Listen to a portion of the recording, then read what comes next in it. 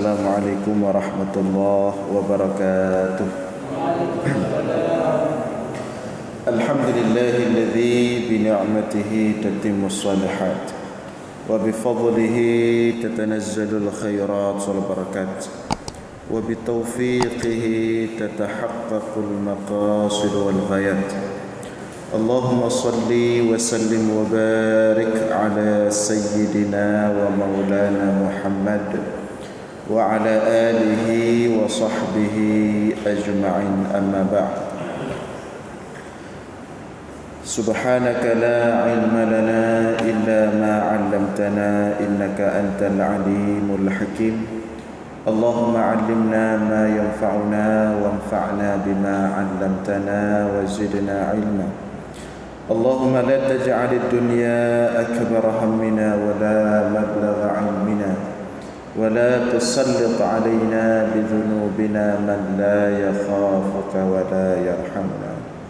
Hadirin jamaah sekalian yang dimuliakan Allah, kembali kita lanjutkan kajian kita sebagaimana biasa. Masih lanjutan pembahasan sebelumnya, yaitu keutamaan, kelebihan berselawat kepada Nabi Muhammad sallallahu alaihi wasallam. Qala al-musannifu rahimahullah wa nafa'na bi'ulumihi fid dharain amin. Wa rawayna fi sunan Abi Dawud wa Jami' at-Tirmidzi wa qala hasanun sahih min hadisi Fudalah ibn Ubaid قال سمع رسول الله صلى الله عليه وسلم رجلا يدعو في صلاته فلم يمجد الله ولم يصلي على نبيه. Hadis diriwayatkan oleh Abu Dawud dalam sunannya dan Imam At-Tirmidzi dalam sunannya juga. Hadis sahih, hasan sahih, daripada Fudalah ibnu Ubaid. Fudalah ibnu Ubaid ini salah seorang sahabat Rasulullah sallallahu alaihi wasallam. Beliau menceritakan bahawa sami'a Rasulullah sallallahu alaihi wasallam rajulan yad'u fi salatihi. Suatu ketika Rasulullah mendengar ada seseorang sedang berdoa. Rasulullah memperhatikan dan mendengar isi doa orang tersebut. Falam yumajjidillah wa lam yusalli ala nabiyyi. Ketika doa yang sedang dibacakan oleh orang tersebut didengar oleh Rasulullah, ternyata orang yang berdoa tersebut tidak memuji Allah di dalam doanya dan tidak berselawat kepada Rasulullah sallallahu alaihi wasallam. Jadi langsung angkat tangan, langsung minta kepada Allah keperluannya, hajatnya, tanpa ada puji-pujian kepada Allah, tanpa ada selawat kepada Rasulullah. Nah, begitu Rasulullah mendengar doa tersebut, tidak ada puji-pujian di dalamnya, tidak ada selawat di dalamnya, faqala, maka Rasulullah mengomentari doa tersebut. Ajila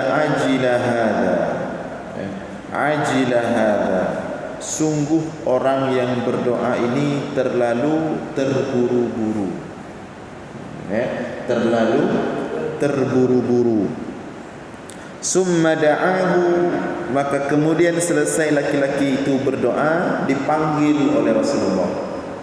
Dipanggil di sini sebentar, dipanggil oleh Rasulullah.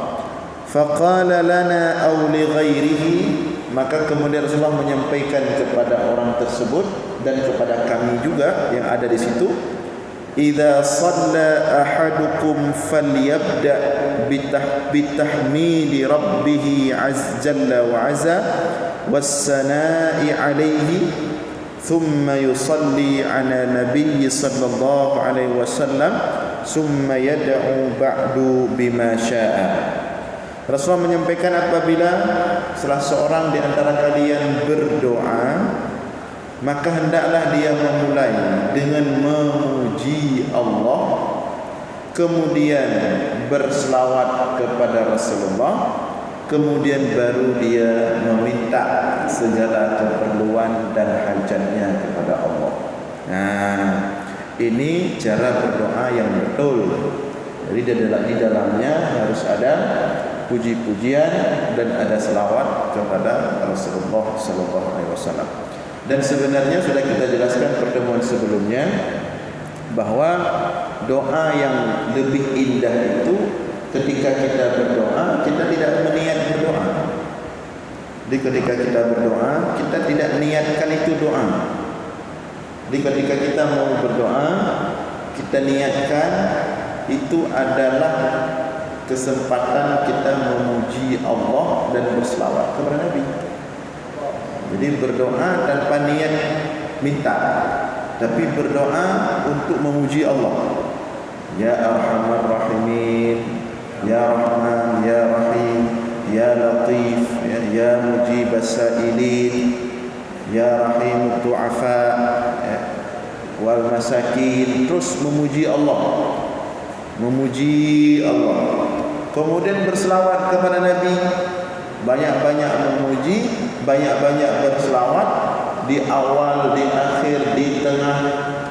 Sedangkan doa cuma satu potong saja, satu aja doanya. Misalnya Rabbana atina fid dunya hasanah wa fil akhirati hasanah wa qina adzabannar. Ya Allah, berikan kami kebahagiaan di dunia dan di akhirat. Sudah mencakupi semua permintaan. Sedangkan isinya kebanyakannya adalah puji-pujian dan selawat kepada Rasulullah SAW. Itu doa yang paling bagus, doa yang paling indah. Jadi berdoa tidak ada niat berdoa, tapi niat memuji Allah dan berselawat kepada Nabi. Maka kalau nanti kapanpun kita melihat, misalnya ada orang-orang ketika berdoa, memimpin doa, di dalamnya banyak puji-pujian dan banyak selawat, berarti orang tersebut dia alim, dia paham hakikat doa itu seharusnya memuji Allah dan berselawat kepada Nabi. Tapi kalau ada kadang-kadang kita lihat doanya panjang sekali, dari awal sampai akhir semua minta saja, minta kepada Allah. Tidak ada puji-pujian, hanya sedikit. Nah, ini orang-orang yang terburu-buru dalam berdoa. Nah, kemudian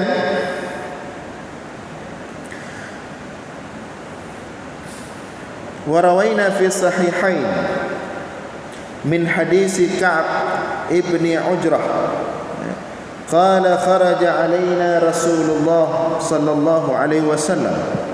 Dalam Sahih Bukhari dan Muslim daripada Ka'ab bin Ujrah, salah seorang sahabat Rasulullah, qala, dia berkata, kharaja alaina Rasulullah sallallahu alaihi wasallam, suatu hari Rasulullah menuju ke arah kami, gabung, ngumpul dengan kami sedang duduk-duduk. Faqulna, maka karena Rasulullah bergabung bersama kami, duduk bersama kami, faqulna, maka kami bertanya kepada Rasulullah.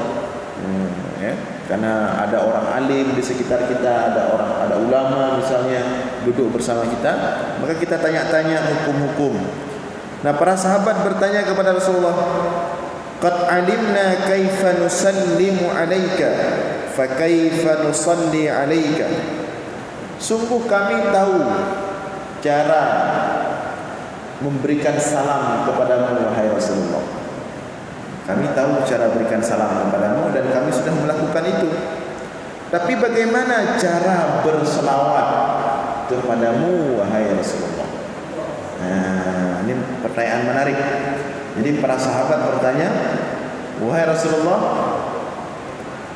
kalau salam kami sudah tahu caranya dan kami senantiasa memberikan salam kepadamu. Tapi kalau cara berselawat bagaimana? Nah, qala, kemudian Rasulullah menjawab, ini kita perhatikan salah satu cara berselawat kepada Rasulullah. Dan ini diantara selawat yang paling bagus, ya. Qala, kemudian Rasulullah menjawab mengajarkan sahabat-sahabatnya cara berselawat.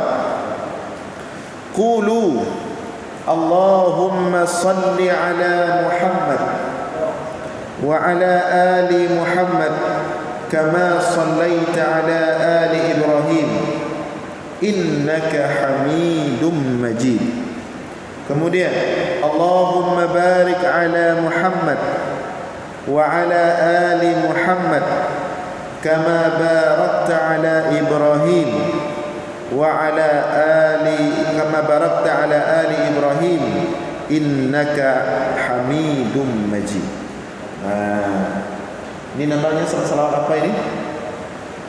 Selawat Ibrahimiyah. Selawat yang kita baca dalam solat. Tapi agak beda ya. Jangan diprotes dulu. Ini salah satu hadisnya. Ada hadis lain yang seperti kita baca. Yang seperti kita baca biasanya bagaimana? Allahumma salli ala Muhammad wa ala ali Muhammad kama sallaita ala Ibrahim wa ala ali Ibrahim wa barik ala Muhammad wa ala ali Muhammad kama barakta ala Ibrahim wa ala ali Ibrahim fil alamin innaka Hamidum Majid. Tapi kalau yang tadi hadis dalam Sahih Bukhari Muslim, Allahumma salli ala Muhammad wa ala ali Muhammad kama sallaita ala ali Ibrahim innaka Hamidum Majid. Apa yang kurang di sini? Wa ala Ibrahim ya. Kemudian Allahumma barik ala Muhammad wa ala ali Muhammad kama barakta ala Ibrahim innaka Hamidum Majid. Nah, ini yang kurang dalam selawat ini, yang kurang dari kita biasa baca maksudnya ya. Yang kurang ala Ibrahim. Di sini langsung ala ali Ibrahim.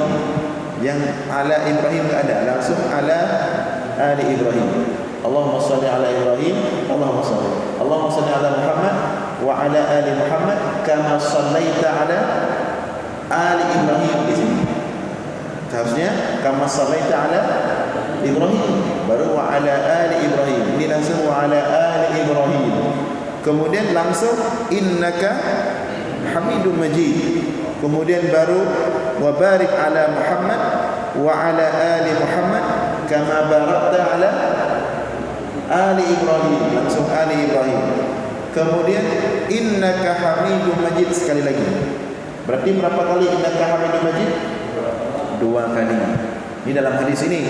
Tapi ini sahih ini, Sahih Bukhari dan Muslim. Nah, kemudian wa fi nahwihi min hadis Abi Mas'ud al-Badri, ada riwayat yang lain. Wa fihi dzikru Ibrahim. Ada riwayat yang lain yang juga hadis sahih disebut Ibrahim sebelum ali Ibrahim. Nah, ini dah sama dengan apa namanya kita ya. Berarti Allahumma salli ala Muhammad wa ala ali Muhammad kama sallaita ala Ibrahim wa ala ali Ibrahim wa barik ala Muhammad wa ala ali Muhammad kama barakta ala Ibrahim wa ala ali Ibrahim. Jadi kalau ada yang baca selawat Ibrahim enggak sebut ala Ibrahim, langsung ala ali Ibrahim, itu betul juga. Ada hadisnya dan hadisnya sahih. Wa fi sahihain, ada tambahan lagi juga dalam hadis, dua-duanya sahih.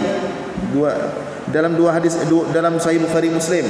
Wa fi sahihain hadisu Abi Humaid mithlul awal illa dzikri ala Muhammad fabadlan minhu wa ala azwajihi wa dzurriyyatihi. Ya, ada tambahan lagi dalam sahih juga. Tambahannya kata-kata ali Muhammad diganti dengan wa ala azwajihi wa dzurriyyatihi. Jadi kalau kita baca Allahumma shalli ala Muhammad wa ala, enggak ada ali Muhammad, wa ala azwajihi wa dzurriyyatihi. Ya Allah, berselawatlah kepada Muhammad dan kepada istri-istrinya dan keturunannya. Kalau yang pertama ala ali Muhammad, umum kepada keluarga Muhammad. Nah, semua ini sahih hadisnya. Wa baqiyat kaifiyatun ukhar, dan banyak lagi juga masih ada hadis-hadis yang lain tentang salawat Ibrahimiyah. Ya. Salah satunya seperti yang kita baca dalam tahiyat akhir kita setiap salat. Itu namanya salat Ibrahimiyah. Artinya selawat kepada Rasulullah dan kemudian juga bersalawat kepada Nabi Ibrahim. Dan ada cara-cara yang lain. Bukan hanya selawat Ibrahimiyah. Di sini disebutkan ada juga cara-cara berselawat dengan cara yang lain, dan hadisnya sangat banyak sekali. Ya. Cuman yang di situ disebutkan dalam kitab Tuhfatul Murid ala Jauharatit Tauhid, salawat itu jangan salawat bitra. Rasulullah mengatakan, janganlah kalian bersalawat kepadaku salat batra. Apa itu salat batra? Salawat yang di dalamnya tidak ada untuk keluarga Rasulullah dan untuk sahabat Rasulullah. Maka kalau bersalawat untuk Rasulullah, untuk keluarga dan sahabat, itu yang sempurnanya. Allahumma salli ala Muhammad wa ala ali Muhammad. Allahumma salli sallallahu ala Muhammad wa ala alihi wa sahbihi wa sallam. Kemudian ada wasallam. Ada wasallam juga, karena perintah dalam Al-Quran, innallaha wa malaikatahu yusalluna 'alan nabi ya ayyuhalladzina amanu, wahai orang-orang beriman, berselawatlah kepada Nabi, wasallimu taslima. Ada kata-kata selawat, ada kata-kata salam. Seperti selawat selesai salat, sallallahu ala Muhammad sallallahu alaihi wasallam. Tapi yang paling bagus ada selawat kepada Rasulullah, di dalamnya ada untuk keluarga, di dalamnya ada untuk sahabat, dan di dalamnya ada salam. Nah, itu baru lengkap. Dan banyak lafaz-lafaz, ya, banyak sekali lafaz-lafaz selawat. Yang penting dijaga, ada nama Rasulullah, ada keluarganya, ada sahabatnya, dan juga ada penyebutan kata salam selain salawat. Nah, kemudian kita lihat beberapa kisah yang dialami oleh para ulama salafus saleh tentang selawat kepada Nabi, yang mudah-mudahan bisa menjadi pelajaran kepada kita bahwa selawat ini memang tidak main-main, ya, fadilahnya luar biasa sekali. Yang pertama, Ani bin Banan al-Asfahani qala, dari Ibnu Banan al-Asfahani. Ibnu Banan ini sahabat Imam Syafi'i, sahabat dan muridnya, ulama besar, ya, dan orang saleh. Ani bin Banan al-Asfahani diceritakan oleh Ibnu Banan al-Asfahani, ra'aitu Rasulullah sallallahu alaihi wasallam fil manam. Suatu malam aku bermimpi jumpa Rasulullah sallallahu alaihi wasallam. Ini mimpi jumpa Rasulullah. Tentu tidak sembarangan, ya, bisa mimpi jumpa Rasulullah. Syarat pertama bisa jumpa Rasulullah, syarat pertama. Kalau enggak ada syarat ini, enggak bisa. Mutlak enggak bisa. Yaitu harus mengenal Rasulullah dulu. Harus mengenal fisik Rasulullah dari ujung rambut sampai ujung kaki. Kalau enggak kenal, enggak bisa jumpa Rasulullah. Para ulama mengatakan kalau ada orang yang ngomong ke Anda dia mimpi jumpa Rasulullah, sebelum percaya tanya dulu, kamu kenal Rasulullah enggak? Kalau dia enggak kenal Rasulullah tapi mengatakan itu Rasulullah, itu tidak bisa dipercaya. Bisa jadi itu orang lain.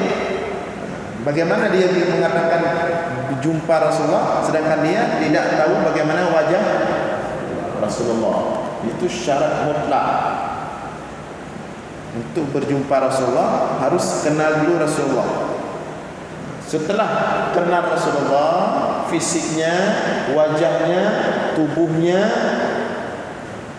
kemudian bermimpi, itu benar. Rasulullah bersabda, "Man ra'ani fil manam faqad ra'ani haqqan." Barang siapa yang bermimpi melihatku, arti mimpi melihatku, dia sudah duluan kenal denganku. Kalau enggak kenal bagaimana? Enggak bisa. Kok tahu Anda itu Rasulullah? Anda enggak kenal. Tapi kalau sudah kenal, kemudian tiba-tiba bermimpi, kata Rasulullah, "Man ra'ani fil manam faqad ra'ani haqqan." Barang siapa yang melihatku dalam mimpi, maka sungguh benar-benar dia telah melihatku. Nah, jadi syaratnya harus kenal Rasulullah. Maka kalau belum kenal Rasulullah, Rasulullah saja belum kenal, jangan berharap bisa mimpi jumpa Rasulullah. Maka oleh karena itu, ya baca dulu tentang sosok Rasulullah itu, fisiknya. Nah, makanya ulama karang kitab, banyak sekali kitab tentang fisik Rasulullah. Salah satunya Asy-Syama'il Al-Muhammadiyah, karangan Imam At-Tirmidzi. Itu fisik Rasulullah yang digambarkan di situ. Mulai daripada ujung rambut Rasulullah sampai ujung kaki, sampai sendalnya. Bagaimana bentuk wajahnya, bentuk bulu matanya, bentuk hidungnya, bentuk pipinya, bentuk keningnya, dagunya, jenggotnya, semuanya sempurna. Dalam kitab Asy-Syama'il Al-Muhammadiyah, yang belum ada, beli. Kalau kitab tentang Rasulullah belum ada di rumah, malu mengatakan diri cinta Rasulullah, tapi Rasulullah tak kenal. Bagaimana itu? Nah, itu syarat yang pertama. Kemudian cara kedua agar didatangi oleh Rasulullah bagaimana? Sudah kenal, kemudian pengen didatangi oleh Rasulullah dalam mimpi. Kata para ulama, saya enggak juga ya. Kata para ulama, ikut seperti cara jaz'un nakhlah. Apa itu jaz'un nakhlah? Kayu yang menangis di Masjid Nabawi. Ya, di Masjid Nabawi Rasulullah kan ketika menyampaikan khutbah itu Rasulullah biasa naik ke atas kayu, ke atas pokok kayu yang dipotong, ditaruh. Kan dulu enggak ada mimbar ya. Jadi pokok kayu, ya, akarnya dipotong, ditaruh di sini. Enggak ada tempat pegang. Jadi Rasulullah kalau mau khutbah naik ke atas itu berdiri, enggak ada pegangan. Cuman untuk biar agak tinggi aja dikit. Jaz'un nakhlah, pohon kayu. Nah, kemudian melihat Rasulullah seperti itu, berdiri di atas kayu seperti itu, sebagian sahabat merasa yang kurang pas lah. Maka di antaranya Umar bin Khattab mengusulkan untuk dibuat mimbar. Nah, buatlah mimbar yang bagus sedikit ya, yang cantik. Setelah dibuat mimbar, maka ditaruhlah di samping kayu itu tadi. Nah, sebelah sini misalnya, di sini mimbar, di sini kayu itu, ya, di situ kayu itu. Nah, ketika siap mimbar, Rasulullah mau menyampaikan khutbah, biasanya bangun ke kayu itu. Tapi kali ini karena udah ada mimbar baru, begitu bangun langsung ke arah mimbar. Langsung naik ke arah mimbar. Begitu Rasulullah naik ke arah mimbar, enggak naik ke atas kayu itu, maka apa yang terjadi? Kayu itu menangis.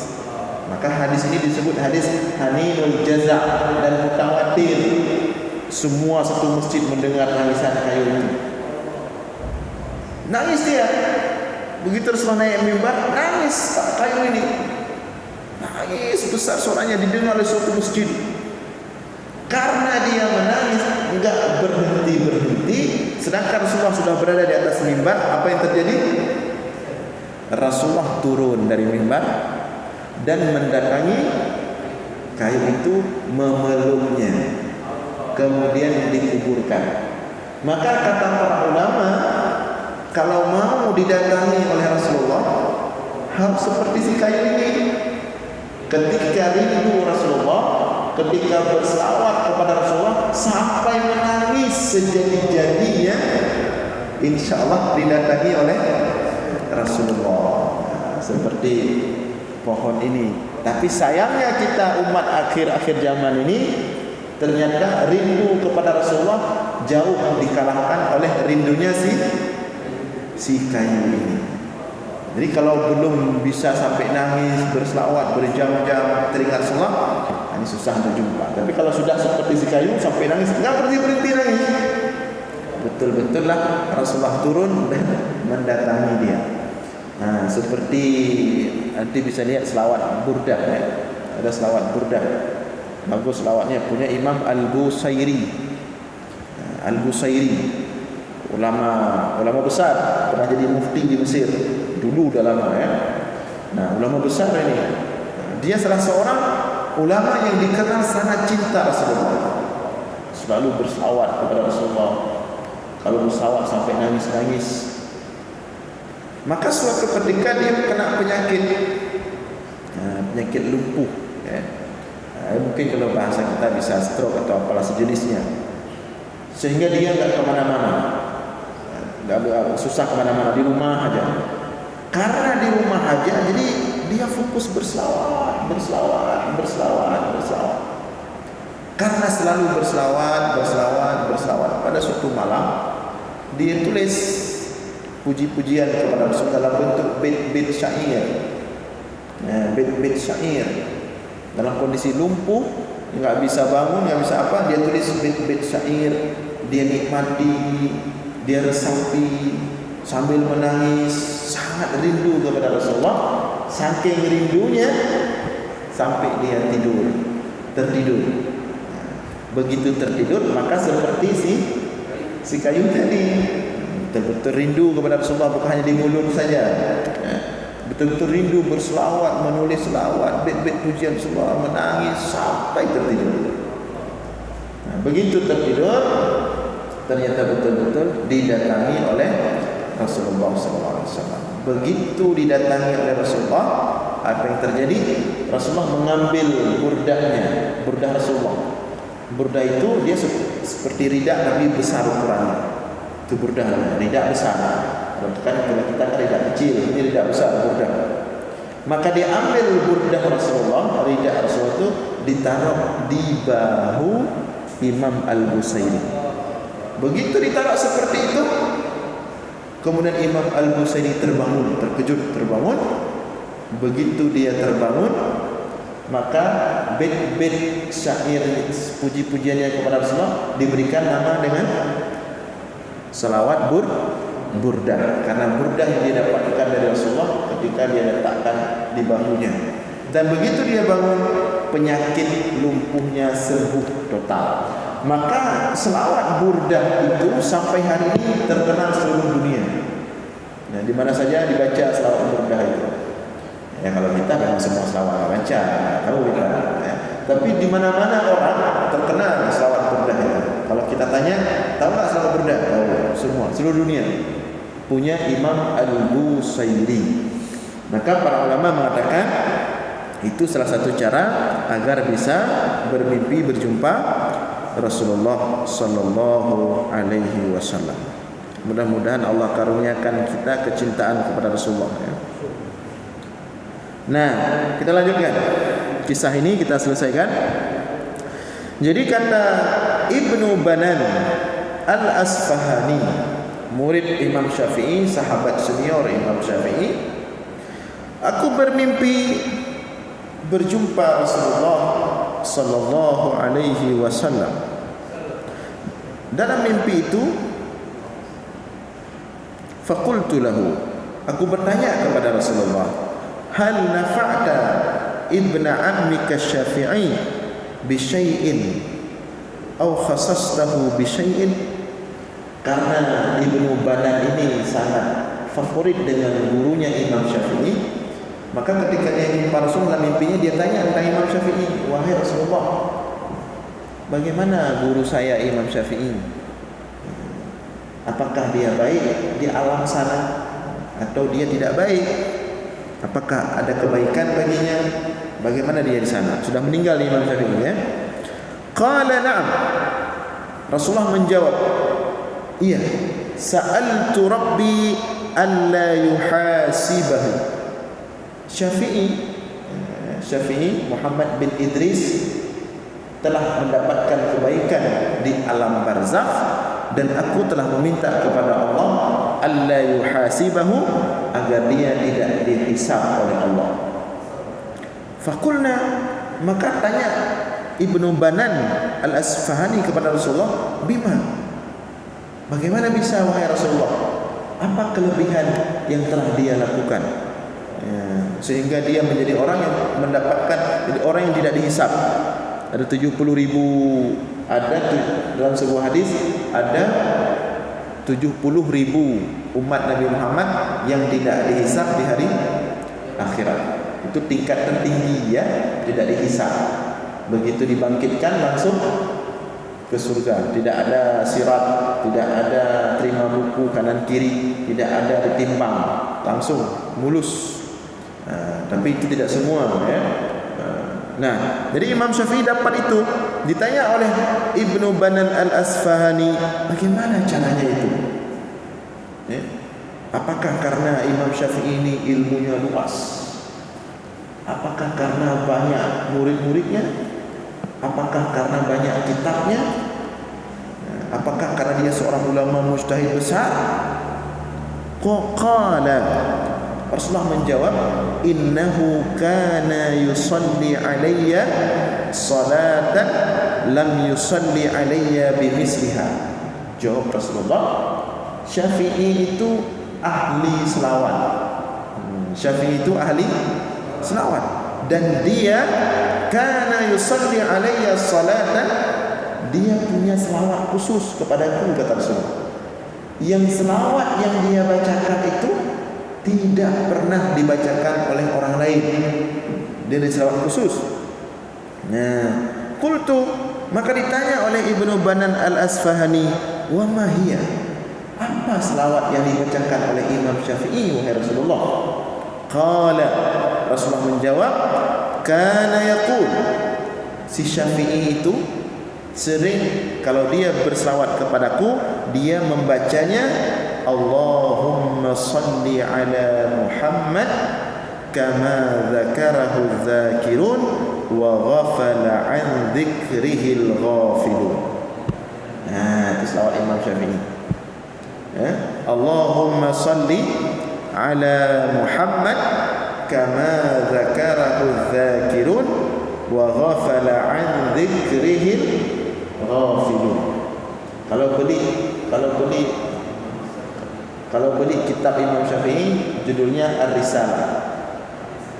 Ar-Risalah ada dijual, yang bahasa Arab tapi ada terjemahnya, itu ilmu ushul fiqh, ya. Kalau beli kitab Imam Syafi'i, begitu buka ada selawat ini.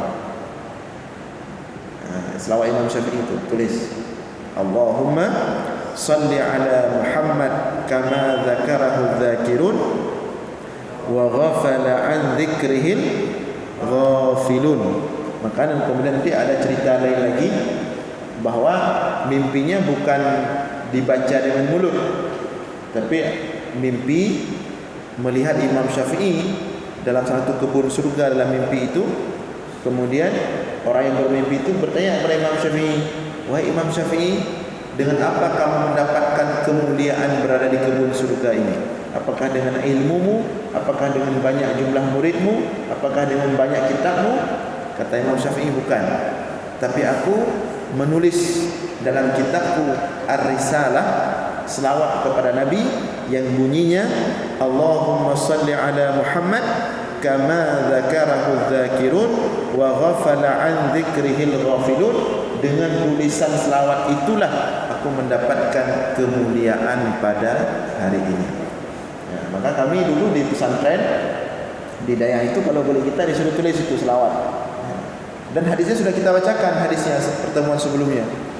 Jadi barang siapa yang menulis selawat di kitab, baik kitab yang dia tulis sendiri atau kitab yang dia beli tertulis kata-kata selawat, maka rahmat Allah senantiasa turun kepadanya selama selawat itu masih tertulis di kitab tersebut.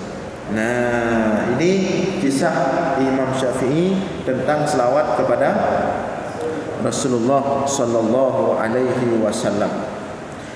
Kemudian terakhir ada kisah ini supaya masih banyak dan bagus-bagus kisahnya, pengalaman selawat ya. Ada terakhir wa hukiya, diceritakan annahu kana syabun, ada seorang pemuda sedang tawaf di Ka'bah ya.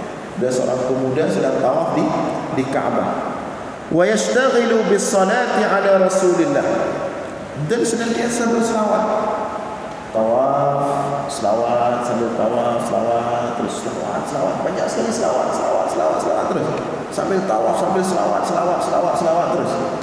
Ada orang lihat, ya, faqila lahu hal indaka fi hadha syai', kenapa kamu kencang sekali berselawatnya?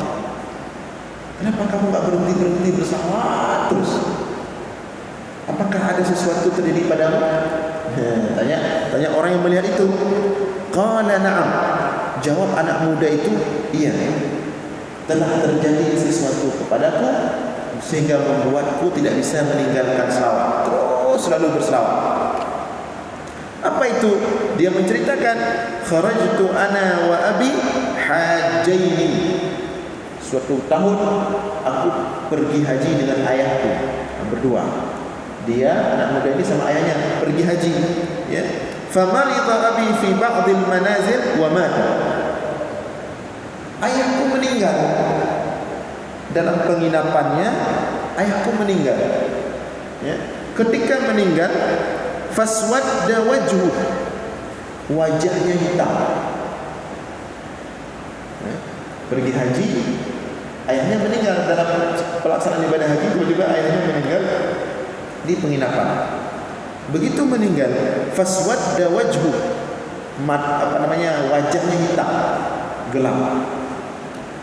Wazraqat aina, dan matanya terbelah, terbuka, tenggelam mata. Ya. Wantafakha batnuh, dan perutnya mengembung. Ya. Perutnya antafakh, kembung. Fabakaitu, maka aku menangis. Melihat ayahnya meninggal dalam keadaan seperti itu, tidak baik. Wajahnya hitam, matanya terbuka seperti itu, perutnya kembung. Nauzubillah. Semoga Allah memberikan kita husnul khatimah. Nah, fabakaitu, maka kata anak muda ini, aku menangis. Kok bisa ayahku seperti itu meninggalnya? Wa qultu, dan aku berkata, inna lillahi wa inna ilaihi raji'un, mata abi fi ghurbatihi hadhil mautah. Sungguh menyedihkan ayahku meninggal dalam keadaan keasingan di negeri orang dan dalam keadaan seperti ini. Falamma kana al-lail, namun pada malam itu, pada malam meninggal itu, ghalabani an-naum, tiba-tiba aku tertidur karena capek menangis, sedih ayahnya meninggal karena tidak baik. Fa ghalabani an-naum, tiba-tiba tertidur. Dalam tidurnya, fara'aitu Rasulullah sallallahu alaihi wasallam, aku melihat Rasulullah dalam tidurku, wa alaihi siyabun bayd, pakai baju putih bercahaya-cahaya, ya, wa raihatuhu thayyibah atrah, dan wangi sekali. Ya, baju putih bercahaya-cahaya dan wangi sekali. Fadana min abi, kemudian Rasulullah mendekat dengan ayahku. Rasulullah mendekat dengan ayahku. Ini dalam mimpi ya, mendekat dengan ayahku. Wa masaha ala wajhihi, kemudian Rasulullah menyentuh wajah ayahku. Disentuh seperti itu. Fasara ashadda bayadan min al-lail, maka tiba-tiba wajah ayahku yang hitam tadi hilang, warna hitamnya menjadi putih terang, ya, bersinar. Summa masaha ala batni, matanya ditutup oleh Rasulullah, wajahnya hilang hitamnya, kemudian disentuh perutnya pun kembali seperti sedia kala, enggak kembung. Summa arada al-insiraf wa idza huwa Rasulullah, kemudian Rasulullah berbalik pulang.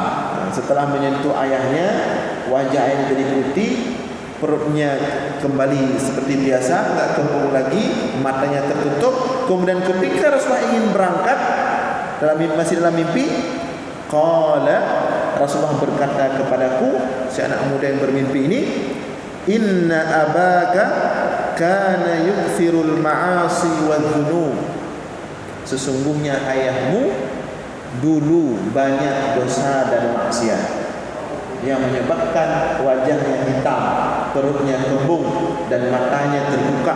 Begitu ketika meninggal, dulu dia suka buat maksiat dan suka buat dosa, tapi kemudian di akhir hayatnya wa kana yukthiru minas salati alayya, dia banyak berselawat kepadaku.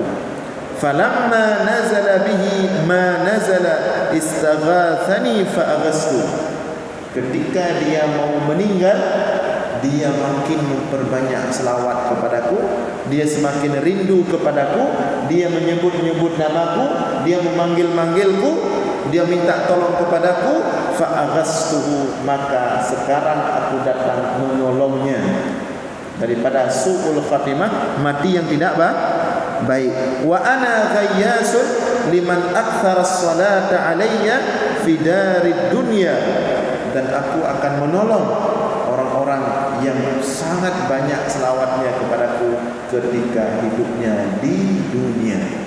Inilah cerita ini yang kemudian para ulama di Azhar, ya, di Mesir, para ulama di Mekah itu sering berpesan bagi orang-orang yang suka buat maksiat, yang suka bergelimang dalam dosa, itu kalau ketemu, kalau jumpa, sering-sering kita berpesan kepadanya untuk berselawat kepada Rasulullah.